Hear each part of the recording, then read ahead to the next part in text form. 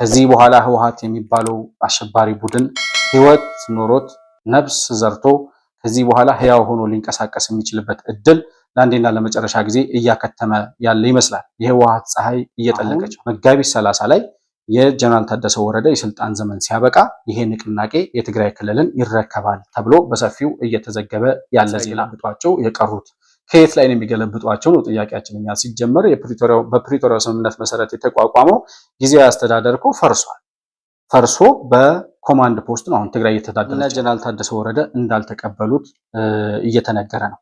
ስላልተቀበሉ ከመግባት ወደኋላ ይላሉ ወይ? እነሱ አልተቀበሉም ተብሎ መከላከያ ሰራዊት ሳይገባ ይቆርጣልን ብለው የነበረውን 20% ደሞዝ በመቆሙ ምክንያት ሳይቆረጥ ቀርቷል። ከየትኛው ደሞዝ ላይ ይቆረጣል? ደሞዝ ካልመጣ በቃ አልመጣም፣ ቢመጣ ኖሮ ይቆርጡ ነበር ማለት ነው። በጣም ብዙ ዋጋ በማያስከፍል እርምጃና ኦፕሬሽን እነዚህን 10 የማይሞሉ ሰዎች ተይዘው ምናልባት ወይ ቃሊቲ ወይ ቅሊንጦ ልናያቸው እንችላለን ብዬ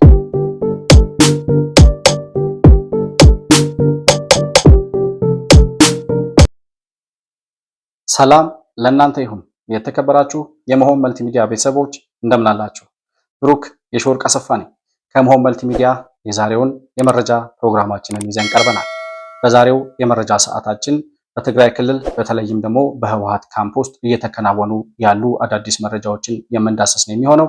በትላንትናው ዕለት በአዲስ አበባ ከተማ የትግራይ ተወላጆች ስብሰባ ነበረ። እሱ ምን ዓላማ ነበረው? እነማን ናቸው በስብሰባው የተካተቱት የተሳተፉት የሚለውን እናያለን። የትግራይ ሰላም ሰራዊት የሚባለው ነፃ መሬት ላይ ያለውን የትግራይ ታጣቂዎች የተቀላቀሉ የጦር ጀነራሎች ወይም ደግሞ የህወሓት ጀነራሎች ያንን የቲፒኤፍን መቀላቀላቸውን ሰምተናል። እነማን ናቸው? ቀጣይ እርምጃቸው ምን ሊሆን ይችላል የሚለውን እንዳሰሳለን። በአጠቃላይ የትግራይ ክልል ጊዜያዊ አስተዳደር መጋቢት 30 የጀነራል ታደሰ ወረደ የስልጣን ዘመን ያበቃል። ከዚያ በኋላ ትግራይን ማን ሊቀበል ይችላል? ማን ሊረከብ ይችላል? የፌዴራል መንግስቱ ቀጣይ እርምጃና የህወሓት ዕጣ ፈንታ ምን ሊሆን ይችላል የሚለውን በአጠቃላይ አሁን ካነሳኋቸው መረጃዎች ጋር እያጣቀስን የምንመለከትበት ፕሮግራም ይዘን መጥተናል። ባነሳነው ሀሳብ ላይ ያላችሁን የግል አስተያየት በኮመንት መስጫው ላይ ልታሰፍሩልኝ እንደምትችሉ ለማስታወስ እወዳለሁ።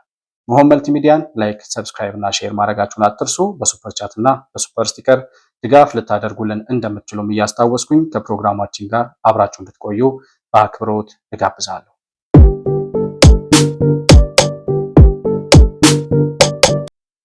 እንግዲህ በትግራይ ክልል የትግራይ ጊዜያዊ አስተዳደር የሚባለው በፕሪቶሪያው ስምምነት መሰረት ጀነራል ታደሰ ወረደ ከአቶ ጌታቸው ረዳ የተረከቡት የጊዜያዊ አስተዳደር ስልጣን ወይም ጀነራሉ የተሾሙበት የ1 ዓመት የጊዜ ገደብ መጋቢት 30 ይጠናቀቃል። መጋቢት 30 ላይ ጀነራል ታደሰ ወረደ የስልጣን ዘመናቸው ሲያበቃ ምን ሊሆን ይችላል የሚለው ጉዳይ በብዙ አነጋጋሪ ሆኖ ቆይቷል እስካሁን ድረስ። በፌዴራል መንግስቱ በኩል እስካሁን የተባለ ምንም ነገር የለም። ነገር ግን ከመጋቢት 30 በኋላ ጀነራል ታደሰ ወረደ እንደማይቀጥሉ አንዳንድ ነገሮች ይጠቁማሉ። ምክንያቱም ጊዜው የምርጫ ጊዜ ነው። በሰሜኑ በኩል ደግሞ የኤርትራ ትንኮሳ፣ የህወሓት ጸባጫሪነት፣ የነደብረ ጽዮን ረባሽነት እስከ መቼ ድረስ ይቀጥላል የሚሉ ድምጾች ከየአካባቢው እየተሰሙ ያለበት ሁኔታ ነው ያለው።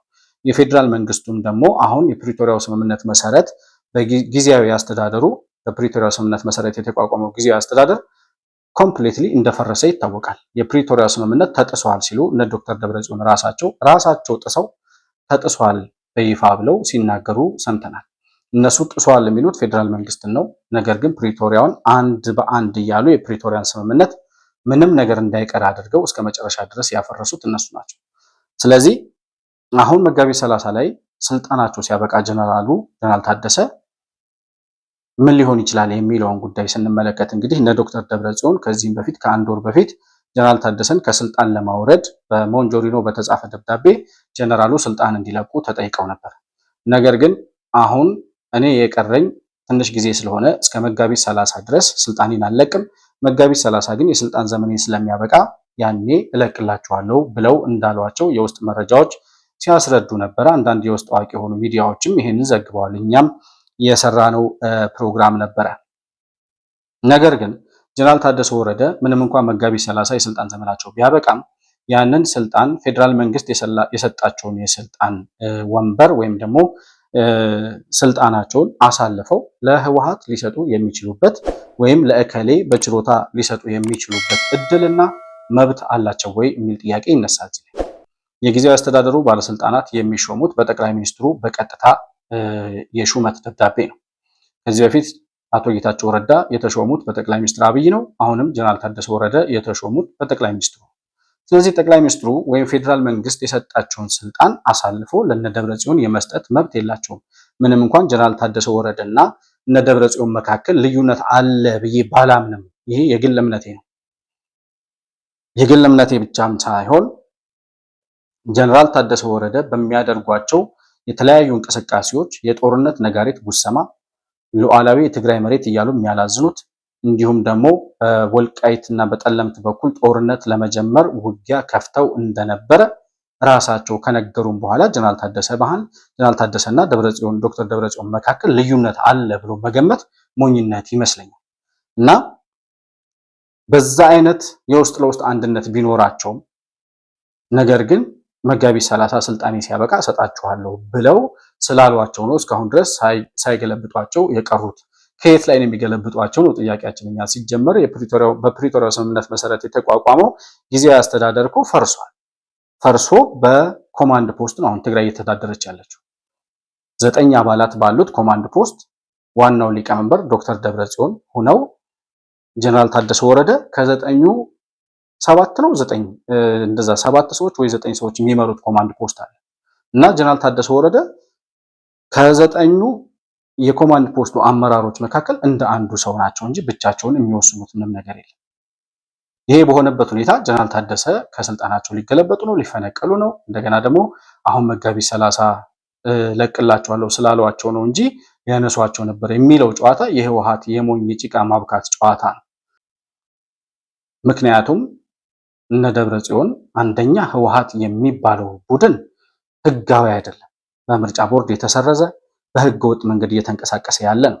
የትግራይን ህዝብና የትግራይን ተፈናቃዮች እንደ ሆስቴጅ ተጠቅሞ ራሱን መደበቂያ ምሽግ አድርጎት ህዝቡን እዛ ውስጥ ተቀምጦ የፌዴራል መንግስትን ህጎችና ደንቦች ማንኛውንም የፌዴራል መንግስት ተቋማት የሚያወጡትን ህግጋት በሙሉ አልቀበልም ብሎ በህገ ወጥነት እየተንቀሳቀሰ ያለ ቡድን እንደገና ትግራይ እንዲያስተዳድር ሊፈቀድ የሚችልበት እድል የለም። የህወሓት የመጨረሻ የተፈጥሮ ሞቱን የሚሞትበት ጊዜ እየቀረበ ያለ ይመስላል። የፌዴራል መንግስቱ በጣም ብልጠት እና ብስለት በተሞላበት አካሄድ ነው እየተንቀሳቀሰ ያለው። ይሄ ከሆነ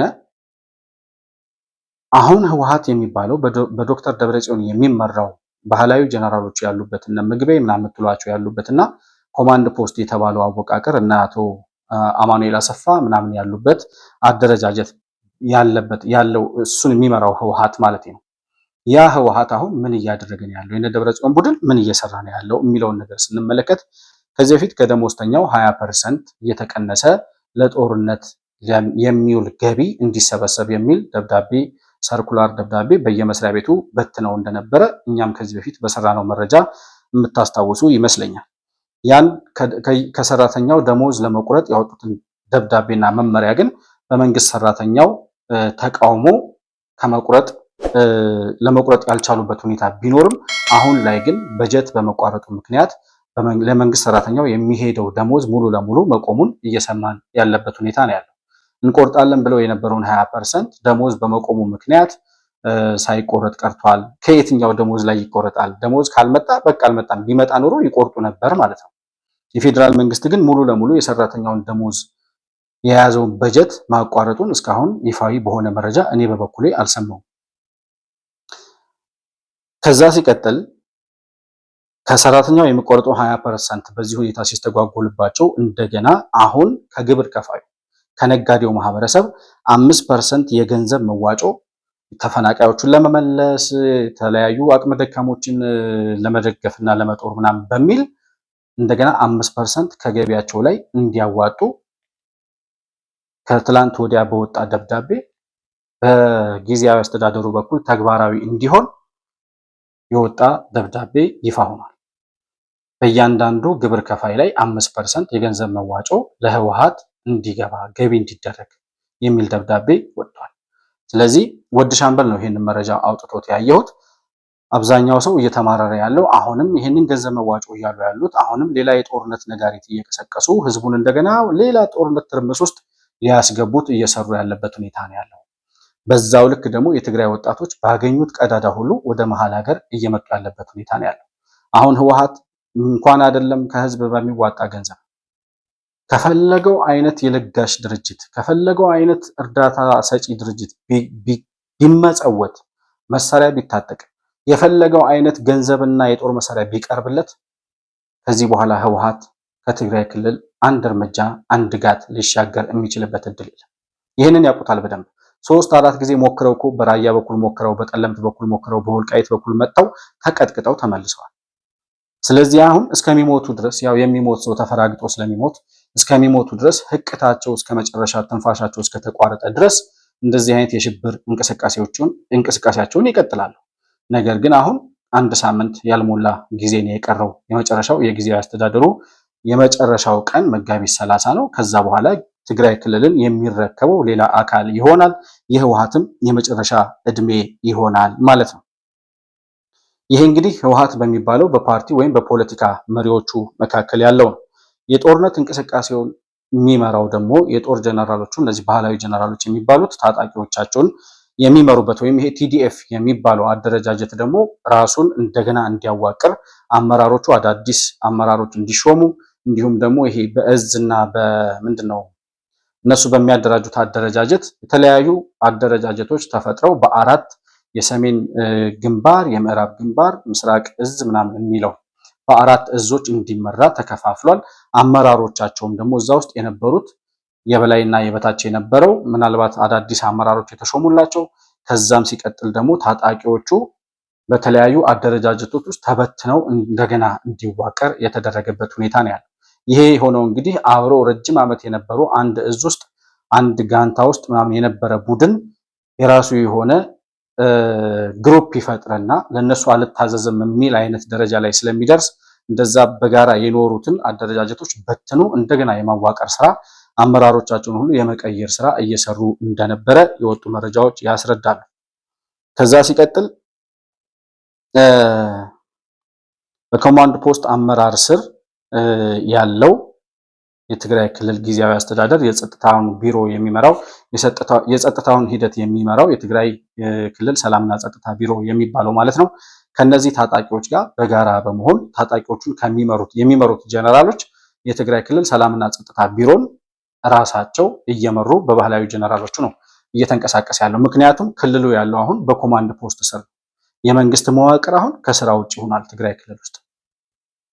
ይህ በሆነበት ሁኔታ የፌዴራል መንግስት ማነው አሁን ከመጋቢት 30 በኋላ የትግራይ ክልልን ይረከባሉ ተብለው ከህወሓት የትግራይን ህዝብ ይገላግሉታል ተብሎ ተስፋ የተጣለባቸው የነ ጀነራል ጻድቃን የሰላም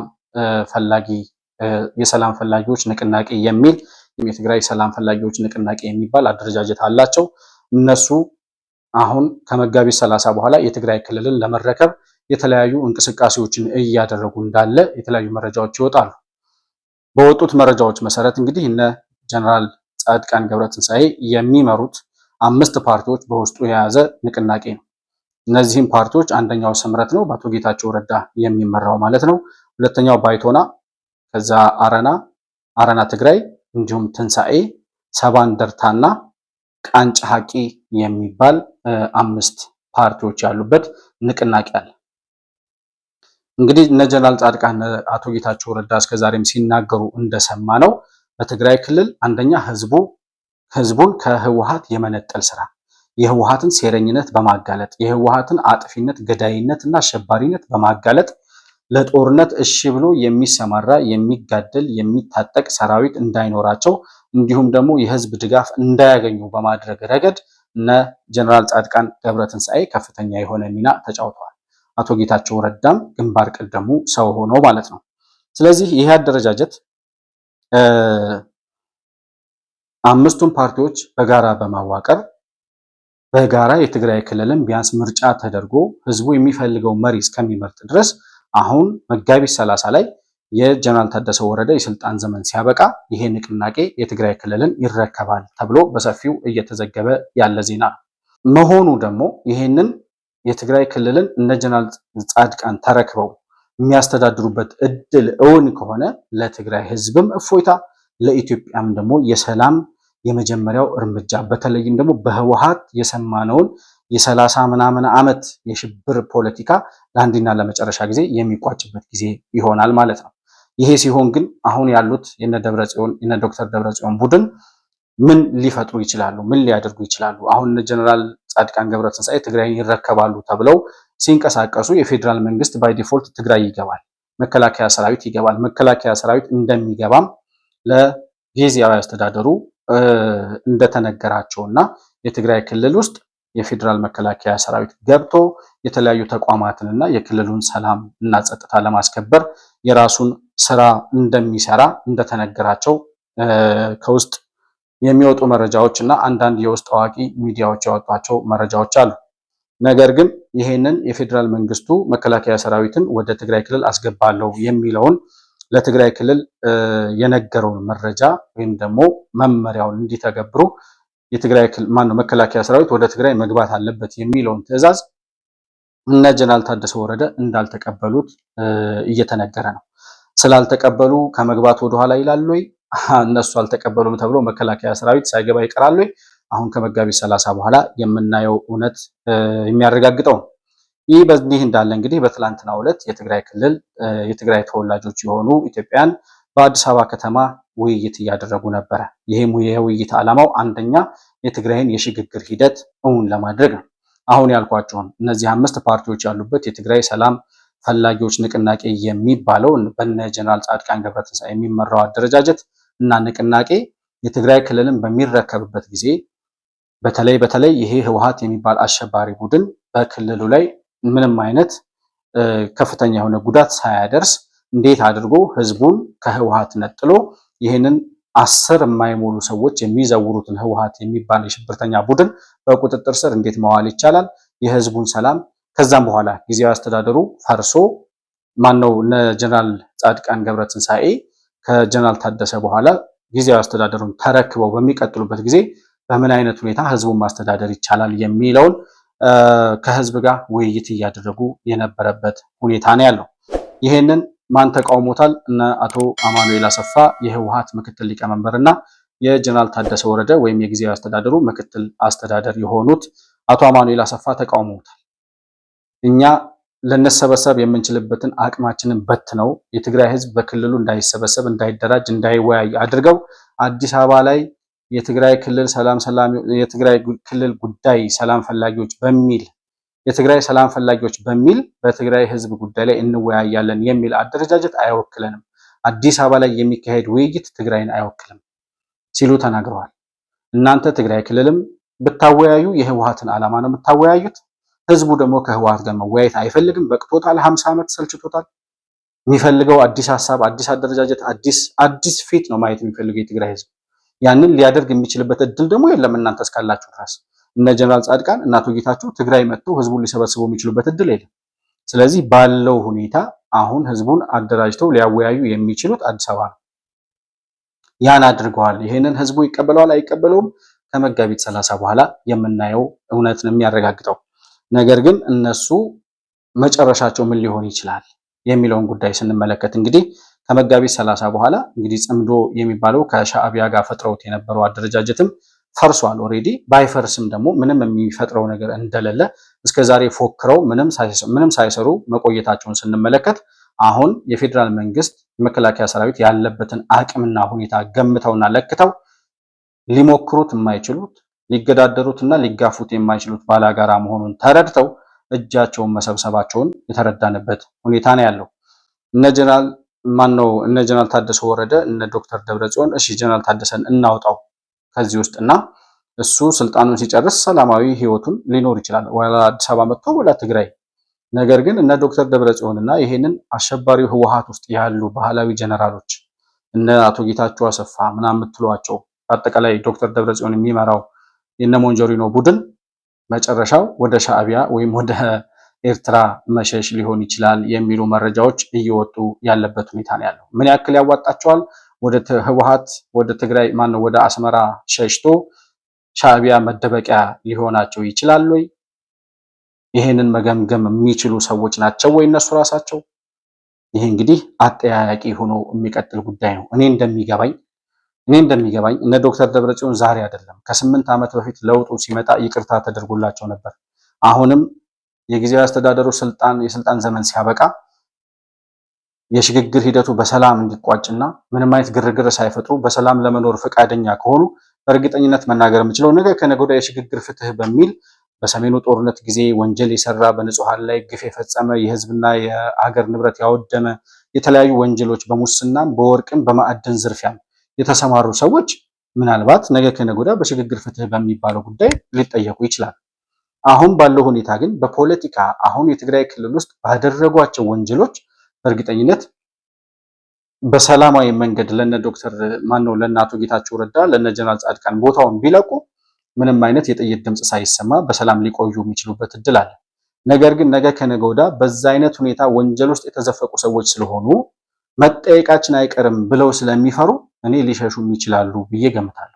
ነገር ግን ሻዕቢያ ራሱ እዛ የጥይት ማብረጃ አድርጎ ሊያቆያቸው ይችል እንደሆነ እንጂ እዛ መሄዳቸው ምን ያክል አዋጭ ሊሆን ይችላል፣ የፌዴራል መንግስት ውስጥ ወደዛ እንዲወጡ ይፈቅድላቸዋል ወይ የሚለው ጉዳይ መልስ የሚያገኘው መከላከያ ሰራዊት እዛ ገብቶ በሚወስደው እርምጃ ይሆናል ማለት ነው። እኔ ምናልባት ወደ እነሱ ፍላጎታቸው ወደ ኤርትራ መሸሽ ነው በእርግጠኝነት። ምክንያቱም እዛ ቁጭ ብለው አይጠብቁትም ፌዴራል መንግስት። ነገር ግን እንዲወጡም ስለማይፈቅድላቸው ፌዴራል መንግስት እነሱ ከመንቀሳቀሳቸው በፊት በጣም ብዙ ዋጋ በማያስከፍል እርምጃና ኦፕሬሽን እነዚህን 10 የማይሞሉ ሰዎች ተይዘው ምናልባት ወይ ቃሊቲ ወይ ቅሊንጦ ልናያቸው እንችላለን ብዬ እገምታለሁ። ሊሆን የሚችለው ነገር እሱ ይመስለኛል። ይህም እርምጃው እየተካሄደ የፌዴራል መንግስት ወደ ትግራይ ክልል ይገባል አይገባም የሚለው ውዝግብ እንዳለ ሆኖ በህወሓት በኩልና በፌዴራል መንግስቱ በኩል ማለት ነው። ጎን ለጎን ደግሞ ከህወሓት ባለስልጣናት ጋር የፌዴራል መንግስት ድርድር እያደረገ እንዳለና ድርድር ሳይሆን ውይይት እያደረገ እንዳለ እየተነገሩ ያሉ መረጃዎች አሉ። እነ ዶክተር ደብረጽዮንም ከፌዴራል መንግስቱ ጋር ለመደራደር ፍላጎት አሳይተው ድርድሩ ከተጀመረ በኋላ ነገር ግን ባህላዊ ጀነራሎቹ እንዳውም ከፌዴራል መንግስት ጋር እየተወያዩ እየተነጋገሩ ያሉ አካላትን እንደ ከሃዲ በመቁጠር ድርድሩ እንዲቋረጥ አድርገዋል የሚል መረጃም እየወጣ ያለ መረጃ። እነዚህ ሰዎች እንግዲህ መጨረሻቸው ላይ ደርሰዋል። የመቃብራቸው አፋፍ ላይ ናቸው ያሉት። ከዚህ በኋላ ህወሓት የሚባለው አሸባሪ ቡድን ህይወት ኖሮት ነፍስ ዘርቶ ከዚህ በኋላ ህያው ሆኖ ሊንቀሳቀስ የሚችልበት እድል ለአንዴና ለመጨረሻ ጊዜ እያከተመ ያለ ይመስላል። የህወሓት ፀሐይ እየጠለቀች ነው። ምክንያቱም አሁን የፌዴራል መንግስትን ሊገዳደሩ የሚችሉበት አቅም የላቸውም። አንደኛ። በሁለተኛ ደረጃ አሁን ታጥቆ ግንባር ድረስ ሂዶ የደብረ ጽዮንን ህይወት ለማስቀጠል ወይም ስልጣን ለማስቀጠል የሚሞት የትግራይ ወጣት የለም። የትግራይ ህዝብ ህወሓት ማለት ማን እንደሆነ ተረድቶ አሸባሪ፣ ገዳይ፣ ሽብርተኛ ቡድን መሆኑን ለይቶ ለህወሓት የሚያደርገውን ድጋፍ ካቋረጠ በጣም ረጅም ጊዜው ነው። ይህን ሁሉ ነገር ያጣው ህወሓት አሁን ደግሞ ህወሓት የምንላቸው ሰዎች ራሳቸው ስንት ናቸው? እርግጠኝነት ብንቆጥራቸው 20 አይሞሉም።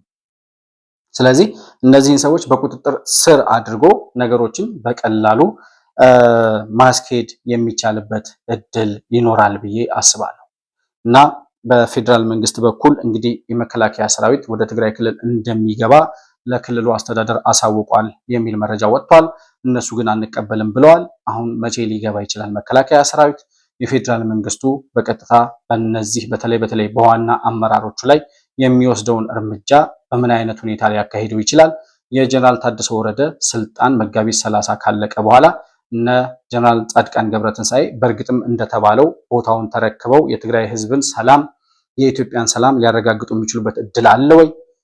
ቀጣይ የነ ደብረጽዮን እጣ ፈንታዎች አሁን ካነሳናቸው ከሶስት አንዱ ወይ ወደ ቂሊንጦ መምጣት ወይ ደግሞ ወደ ሻዕቢያ መሸሽ፣ ካልሆነም ደግሞ እንገጥማለን ካሉ መደምሰስ። ሶስተኛው አማራጭ ይሄ ነው። ሊሆኑ የሚችሉ ጉዳዮችን ሳምንት ባልሞላ ጊዜ ውስጥ ተረጋግጠው እውን ሆነው የምናያቸው ስለሚሆን በቀጥታ ከአካባቢው የምናገኛቸውን አዳዲስ መረጃዎች ወደ እናንተ ይዘን የምንመጣ ነው የሚሆነው። ለዛሬ ግን የህወሓትን አጠቃላይ ወቅታዊ ሁኔታ የዳሰስንበት ፕሮግራም ይህንን ይመስላል። መሆን መልቲሚዲያን ላይክ፣ ሰብስክራይብ እና ሼር ማድረጋችሁን አትርሱ። በሱፐር ቻት እና በሱፐር ስቲከር ድጋፍ ልታደርጉልን እንደምትችሉም ለማስታወስ እወዳለሁ። ከፕሮግራሙ ጋር አብራችሁ ስለነበራችሁ እጅግ በጣም አድርጌ አመሰግናለሁ። በሌላ ፕሮግራም በአዲስ መረጃ እስከምንገናኝ ድረስ ሰላም በያላችሁበት ለእናንተ ይሁን።